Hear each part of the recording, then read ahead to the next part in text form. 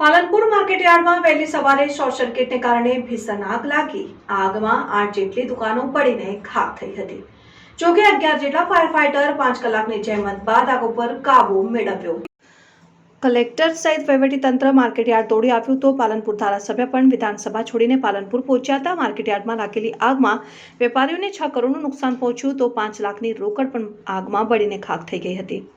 પાલનપુર માર્કેટયાર્ડની જી લાઇનમાં આજે વહેલી સવારે 9:45 આગ લાગવાની ઘટના બની છે। માર્કેટયાર્ડની પેઢી હતી અને તેમાં જે વાયર બાર લટક્યા હતા તેમાંથી આગ લાગી હોવાનું અનુમાન હતું। જોતામાં આગ 10 દુકાનોમાં પ્રસરી ગઈ અને 8 જેટલી દુકાનોમાં વેપારીઓનો માલ બળીને ખાખ થઈ ગયો હતો ને એરંડા રાયડો સહિતના જે પાકો હતા તે માર્કેટયાર્ડની આ પેઢીઓમાં પડ્યા હતા અને તે સંપૂર્ણપણે બળીને ખાખ થઈ ગયા હતા। જોકે આગથી માર્કેટયાર્ડના વેપારીઓને 6 કરોડ જેટલું નુકસાન પહોંચ્યું છે તો માર્કેટયાર્ડની એક પેઢીમાં 5 લાખ રોકડા અને કાર પણ બળીને ખાખ। આગ લાગવાની ઘટનામાં વેપારીઓને મોટા પાયે નુકસાન પહોંચ્યું છે। પાલનપુર માર્કેટયાર્ડમાં લાગેલી આગ એટલી ભયાનક હતી કે કલેક્ટર, પ્રાંત અધિકારી, એસપી અને પોલીસ કાફલો ઘટના સ્થળે દોડી આવ્યો હતો અને ત્યારબાદ વહીવટીતંત્ર અને માર્કેટયાર્ડના સત્તાધીશોએ ફાયર ફાઈટરની વ્યવસ્થા કરી હતી અને પાલનપુર, ડીસા, થરાદ, સિદ્ધપુર અને બનાસ ડેરીના 11 જેટલા ફાયર ફાઈટરો કામે લાગ્યા હતા। 5 કલાક જેટલી જહેમત બાદ આગને કાબૂમાં લેવામાં આવી હતી। વહીવટીતંત્રે રાહતનો શ્વાસ લીધો હતો। જોકે આ ઘટનામાં કોઈ જાનહાનિ થઈ ન હતી ત્યારે પાલનપુર ધારાસભ્ય પણ નૈતિક ફરજના ભાગરૂપે સમજીને વિધાનસભામાં રજા મૂકીને પાલનપુર દોડી આવ્યા હતા અને પાલનપુરમાં આગની ઘટનામાં ધારાસભ્યએ નિરીક્ષણ કર્યું। મહત્વની બાબત એ છે કે પાલનપુર માર્કેટયાર્ડ પણ સુરક્ષાને લઈને બેદરકાર છે। માર્કેટયાર્ડની આ પેઢીઓમાં ફાયર સેફટીની પણ વ્યવસ્થા જોવા મળી ન હતી જ્યારે જિલ્લાના સુપર મુખ્ય માર્કેટયાર્ડમાં ફાયર ફાઈટર અથવા પાણીની સુવિધા પણ જોવા મળી ન હતી। ચોક્કસપણે તંત્રના પ્રયાસથી આગ બુઝાઈ ગઈ હતી પરંતુ ભવિષ્યમાં પણ આ પ્રકાર બને તો માર્કેટયાર્ડના સત્તાધીશોએ હવે સાવચેતી રાખવી જોઈએ।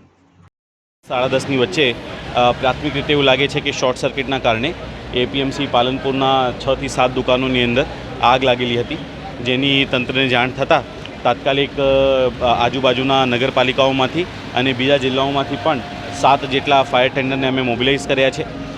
સાથે બનાસ ડેરીમાંથી, નગરપાલિકામાંથી પાણીના ટેન્કરોને પણ મોબિલાઇઝ કર્યા છે અને જેનાથી અમારી ફાયર ફાઇટરની ટીમ જે છે આગ ઉપર અત્યારે કાબૂ આવી ગયું છે। આગ સ્પ્રેડ નથી થઈ રહ્યું પણ જે રાયડા અને જે કોથળીઓ છે એના કારણે આગ જે છે એને કોન્સ્ટન્ટ ફ્યુલ મળી રહ્યું છે, જેના કારણે ફ્લેમ્સ બુઝવામાં થોડી વાર લાગી રહી છે પણ મહત્ત્વનો વિષય એટલું છે કે કોઈ જાનહાનિ નથી અને આગ અત્યારે કોઈ જગ્યાએ સ્પ્રેડ નથી થઈ રહ્યું। અમારી ટીમો એને કાબૂ કરવા માટે પ્રયત્ન કરી રહ્યા છે। ટૂંક સમયમાં એનો કાબૂ પણ આવી જશે।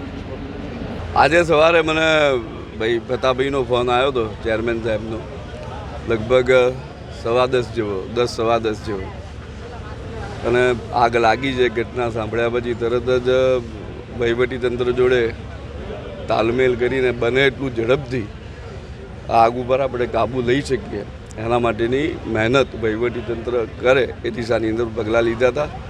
હમણાં વિધાનસભા ચાલુ છે પરંતુ આજે વિધાનસભાની અંદર રજા મૂકી અને સીધું અહીં અત્યારે આ દેખવા આવ્યો છું।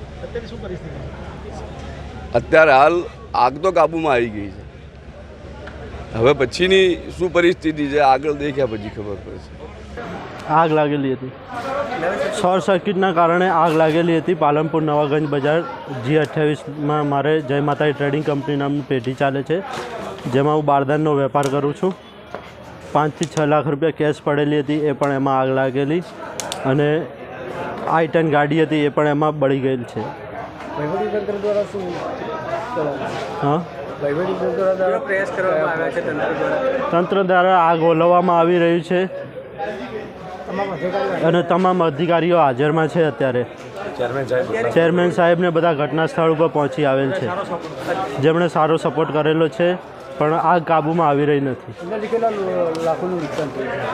અંદાજે 10 દુકાનમાં થઈને ઓછામાં ઓછું 7 થી 8 કરોડ રૂપિયાનું નુકસાન હોવું જોઈએ। આજે સવારે મારા ઉપર 10 વાગે માર્કેટમાંથી વેપારી મિત્ર શ્રી મોતીભાઈનો ફોન આવેલો કે સાહેબ જી લાઇનમાં પાછળના ભાગમાં આગ લાગેલી છે।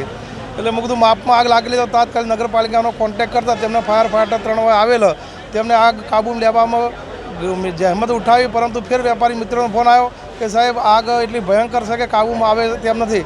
તો અમે તાત્કાલિક આપણા લોકપ્રિય ધારાસભ્ય શ્રી અનિકેતભાઈનો કોન્ટેક્ટ કરતા તેમજ આપણા બાજુના ધારાસભ્ય શ્રી પ્રવીણભાઈ માળીનો કોન્ટેક્ટ કરતા તેમને તાત્કાલિક ડીસાથી ફાયર ફાઈટર તેમજ સિદ્ધપુરથી ફાયર ફાઈટર, ઊંઝાથી તેમજ મહેસાણા ફાયર ફાઈટર તેમજ આઈઓસી એચપીસીએલ તેમજ બનાસ ડેરીનો કોન્ટેક્ટ કરતા માનનીય આપણા ચેરમેન શ્રી શંકરભાઈ અને ગુજરાત જિલ્લાના અધ્યક્ષશ્રીનો તેમને પણ તાત્કાલિક બનાસ ડેરીની સૂચના તો તેમના એમડી સ્થળ ઉપર આવ્યા અને તાત્કાલિક જેટલું પણ પાણી જોઈએ એટલા ટેન્કરો તેમને લાવીને પાણી એમને પૂરું પાડ્યું અને તે ઘણી જહેમત બાદ તેમજ સરકારશ્રીના માન્ય સમાહર્તા કલેક્ટરશ્રી પ્રાંત સાહેબશ્રી અને એસપી સાહેબ તેમજ તમામ ડિઝાસ્ટર મેનેજનો સ્ટાફ તેઓ હાજર રહી અને જે આગ કાબૂમાં લેવામાં અમને ખૂબ મદદ કરી તે બધા સરકારશ્રીનો તેમજ તમામ મિત્રોનો આજે હું આભાર માનું છું.